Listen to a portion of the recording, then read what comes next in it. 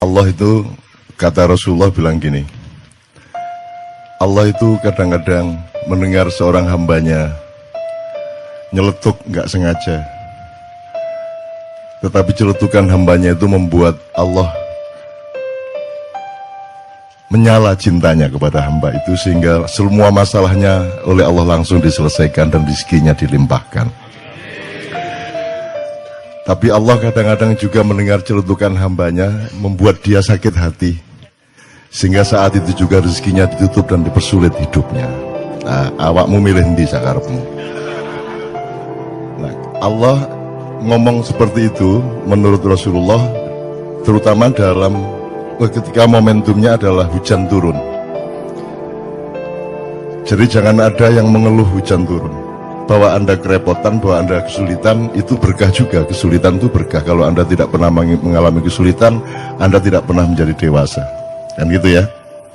Jadi kalau ada hujan turun, itu langsung saja Masya Allah, Masya Allah, Alhamdulillah, Alhamdulillah, Alhamdulillah gitu ya.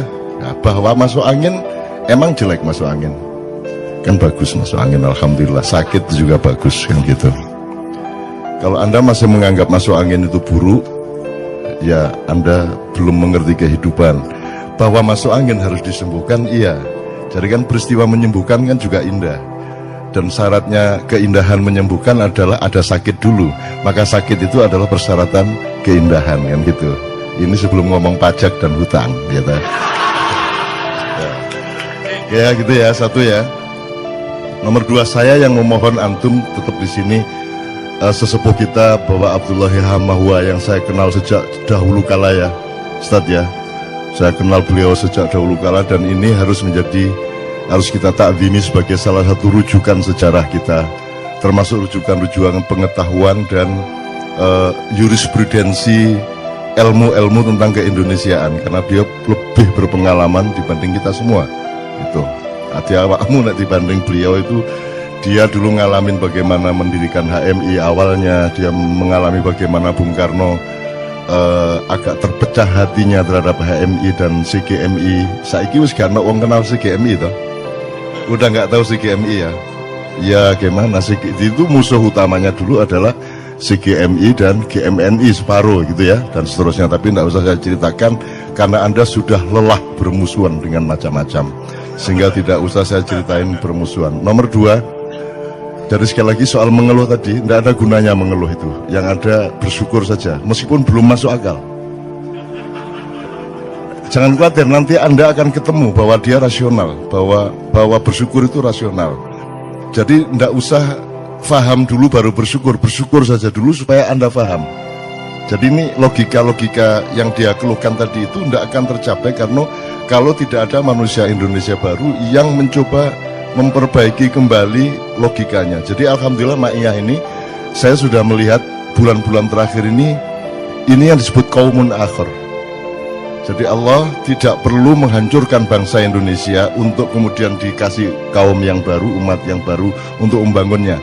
Di tengah kehancuran ini juga sudah lahir manusia baru seperti Anda, seperti Arek Gendeng Malang Budi Setiawan iku mangsa piturute, itu manusia baru, itu hibrida baru Indonesia. Dan selama masih hibrida gendeng yang mengurusi itu, Anda juga ndak usah mengeluh. Wis mesti wong gendeng wis mesti ngono iku. Ketika apa meneh. Tapi kan ada Anda, ada dia, ada teman-teman semua, dan ada kita. Usiamu kan masih 20, 30, 40 paling ya. Jadi kita punya harapan besar, dan ini jumlah kayak Anda ini ada di mana-mana, di Purwokerto, Banyumas, Purbalingga, Ngawi, Madiun, Ponorogo, lahir manusia baru Indonesia. Jadi Allah tidak perlu menghancurkan bangsa Indonesia. Allah di tengah kehancuran ini langsung melahirkan qaumun akhir, Indonesia yang berbeda, Indonesia yang baru. Dan itu sudah terjadi. Itu loh, bahwa nanti berhasilnya itu bertahap. Mungkin Anda sudah umur 50 baru kelihatan. Saya mungkin anak saya, cucu saya dan seterusnya baru berhasil betul.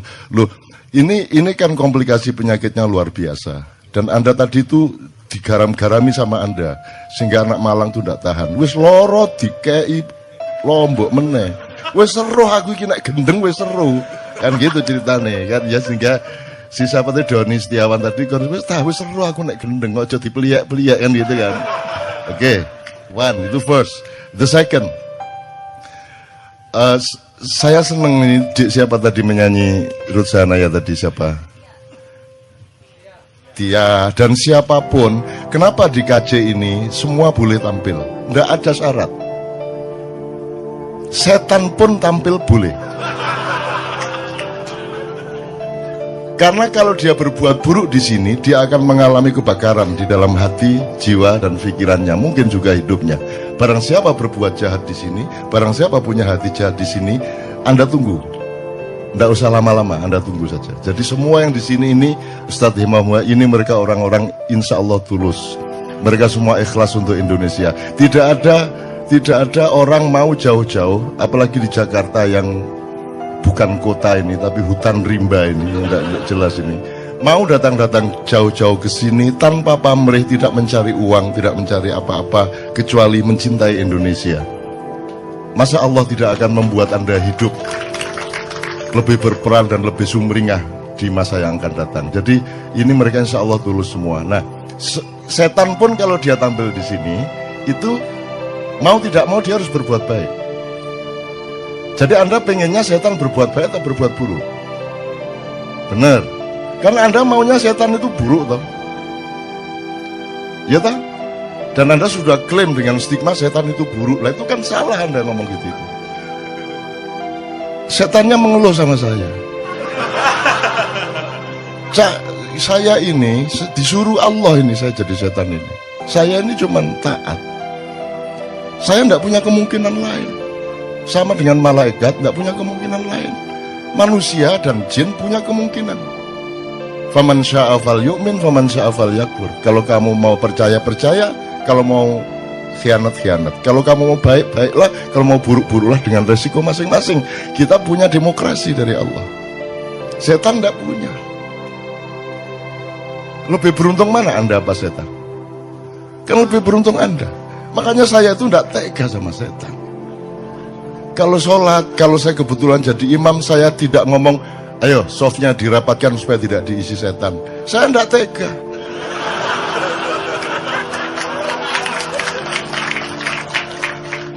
Yang rapi softnya, setan-setan kalau mau ikut sholat sekalian sini. Nah gitu saya. Saya tanya, apakah ada makhluk di muka bumi ini yang tidak kembali ke Allah? Jadi bagaimana mungkin saya mendoakan siapapun dan mengharapkan siapapun untuk tidak kembali ke Allah? Kemudian Anda dibiaskan oleh Allah sendiri supaya Anda diuji fokus sama Allah apa tidak dengan dikasih idiom neraka dan surga.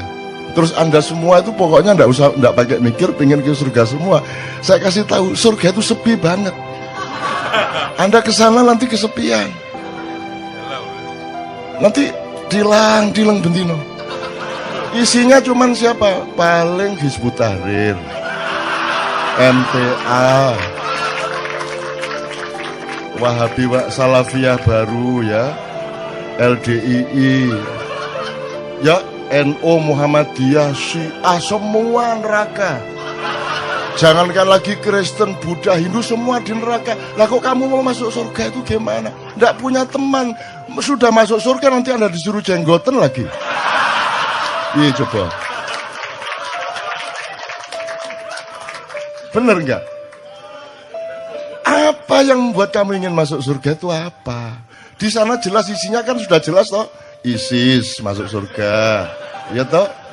HMI sekarang belum tentu masuk surga. Wong PMI aja enggak masuk surga apalagi HMI kan gitu. Ya toh? Ya itu ya. Oh, PMI bisa selawatan aja enggak masuk surga, apalagi HMI yang bisanya intelektual modern tok. Kan gitu. Nah, ini kalau pakai cara berpikir yang terjadi sekarang loh ya. Surga itu sepi, jadi Anda enggak usah mikirin surga menurut saya. Enggak usah mikirin neraka. Pikirkan Allah. Tujukan dirimu